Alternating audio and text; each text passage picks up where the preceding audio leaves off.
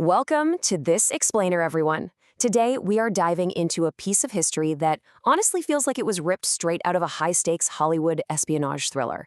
We're going to unpack a highly classified, incredibly complex shadow war that literally changed the course of the modern world. Let's just jump right in and see what was really going on behind the scenes. So here's a question for you. How exactly did a secret shadow war prevent a total nuclear catastrophe? It's wild to think about, right? This story starts in a world where danger was lurking around every single corner, and where one tiny misstep could have meant the map of the world being redrawn completely. Let's take a look at how this covert war actually kicked off. Part 1. The Nuclear Ambition. To really get this, we have to put ourselves in the geopolitical climate of 1973. Saddam Hussein was rapidly consolidating power, and he had two massive, overriding ambitions: to dominate the entire Middle East and to completely wipe Israel off the map. To pull this off, he poured billions of his nation's oil dollars into a highly secretive nuclear program. Now, to the outside world, he dressed it up as a peaceful civilian energy project. But behind closed doors, the true goal was to build nuclear weapons. He used that incredible oil wealth to secure a lucrative nuclear deal with France. So just how dangerous was this French deal? Well, let's break it down. The smaller ISIS-class reactor, not a huge threat. But the real nightmare was the second reactor, the Osirak class. This thing was massive, putting out 40 to 70 megawatts. And the scariest part? To even run it, it required 12 kilograms of 93% enriched uranium. That is literally weapons-grade material. Through this massive reactor, Saddam was getting everything he needed to build a bomb. Part 2. Sabotage in France. Once Israel fully realized the sheer scale of this threat, and after diplomatic pleas totally failed, they took matters into their own hands. And guys, this plays out exactly like a spy movie. It's April 1979. Outside a hangar in France where these giant reactor parts were being built, undercover female agents used a broken-down Fiat to distract the shipyard guards. While the guards were busy flirting and trying to help fix the car, a covert sabotage unit silently scaled the hangar wall, slipped inside, planted explosives right on the reactor cores, and vanished. Moments later, a massive explosion completely obliterated millions of dollars worth of equipment. And that hangar explosion wasn't just a one-off event. It was the start of a shadow war that escalated over decades. From that 1979 sabotage in France, all the way to the assassination of a supercannon architect in 1990. Looking at this timeline, you really get a sense of just how high the stakes were, and the sheer scale of this covert conflict. It was an intense war fought across multiple fronts for years. Part 3. The Shadow War begins. Even after the facility was bombed, Saddam Hussein ruthlessly ordered the project to push forward. At this point, the intelligence agencies realized that their Phase 1 tactics, diplomatic pleas, and facility sabotage had completely failed to stop him. So we see a stark clinical shift in strategy to Phase 2, lethal intervention. The agencies decided that just damaging the machinery wasn't enough anymore. They needed to permanently remove the human capital, the brilliant minds actually building the program. The first primary target of this lethal new strategy was the top scientist, Yahya el-Mossad. In June 1980, he was executed at a hotel in Paris, and the way they did this was chillingly precise. A decoy, going by the name Marie Express, stayed in the target's room for 4 hours to make sure guards wouldn't intervene. Meanwhile, an agent known as Carlos and his partner were just waiting silently out in the corridor. The second the decoy left, the agent slipped into room 9041 and executed him. They deliberately used a bludgeon and a knife instead of firearms so they wouldn't attract any attention in a crowded hotel. But el-Mossad was just the beginning. Salman Rashid died from a mysterious poisoning in Geneva in September 1980. Then, Abdurrahman Rasool succumbed to lethal food poisoning during a gala dinner in Paris. This targeted psychological warfare absolutely terrified the French scientists, leading to massive, widespread resignations. Now, Saddam did quickly replace them, but these killings undeniably shook the very foundation of the project.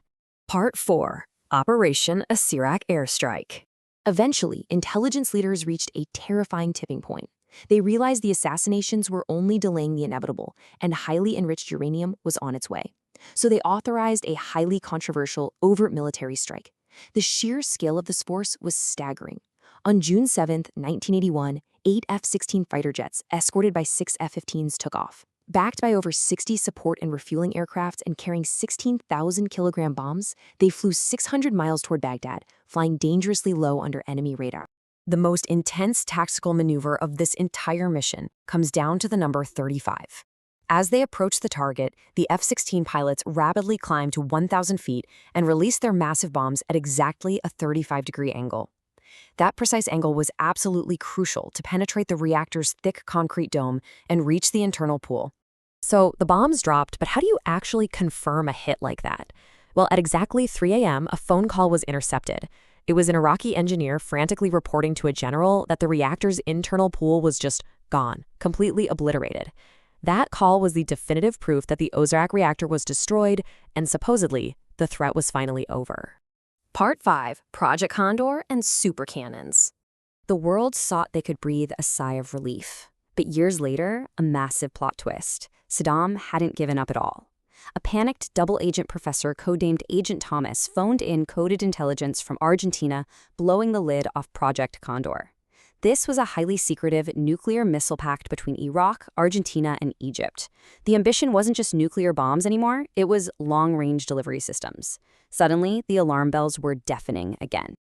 When other nations started backing out of these deals, Saddam turned to an eccentric genius named Gerard Bull. And Bull agreed to build something straight out of a science fiction movie, a supercannon. We're talking about a massive, unbelievable artillery weapon designed to launch explosives thousands of miles. It was literally capable of hitting Tel Aviv directly from Baghdad. This was meant to be Saddam's ultimate trump card. Which brings us to the final, brutal chapter of this specific saga. On the evening of March 22, 1990, Gerard Bull was assassinated outside his apartment with 5 precise shots by a covert hit team. And in a chilling move, photographs of his body were delivered to his company's office to terrify them. The psychological warfare worked perfectly. The company shut its doors permanently. Part 6. Altering Global History.